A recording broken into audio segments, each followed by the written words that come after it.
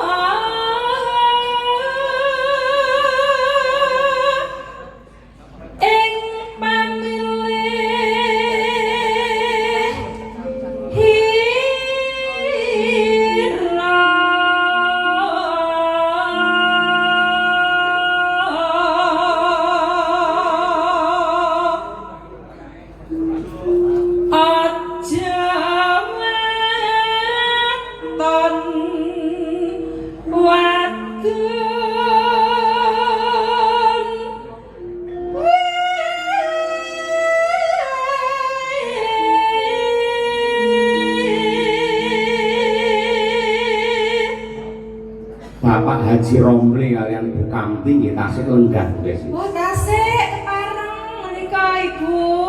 Bapak nggih. Sehat. Ya ini pun Ibu lemu.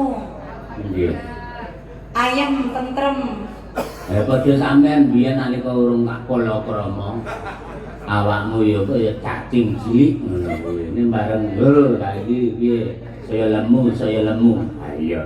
Omahe rong kelakon tingkat wetenge wis tingkat dhisik. Mulya heeh rasane tentrem. Pak Deyoko ugi tasih pinarak lenggah. Wah nggih waduh nggih. Sembah nuwun Pak De kaya keraya-raya ngantos jam setengah kali tasih kepareng berkah ingkang nutra. Kula namung saged nderek nyurung donga mugi-mugi panjenengan tansah pinaringan sehat walafiat.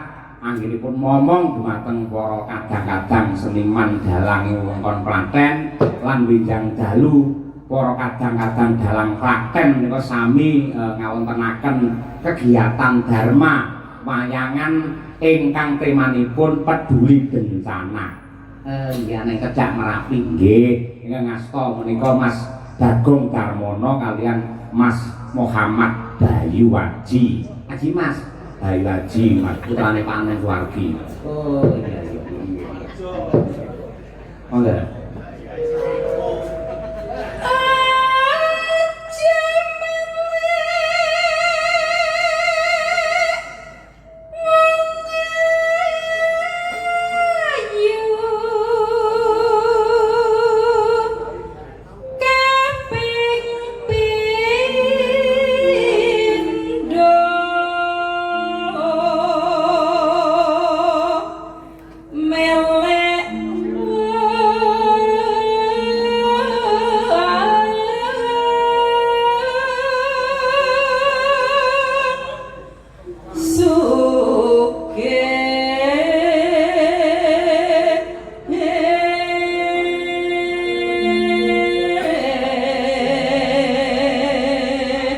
Dadi tembang Dandang Gula iki ya ngemutake marang calon-calon manten ligine manten kakung yen milih bojo aja milih karo wong ayu karo wong sugih.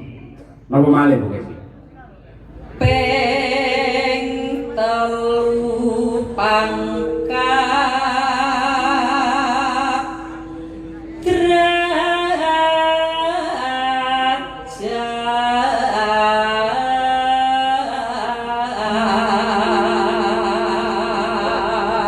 aja mung milih sing sugih, ayu lan pangkat. Merga napa? Sing jenenge Raja Brana niku bisa gempur, rupa ayu niku bisa luntur. Mula golek ayu monggo, ning ayu lair nganti tekan batine. Ayo siap, amin. Ya kuwi. Iku bisa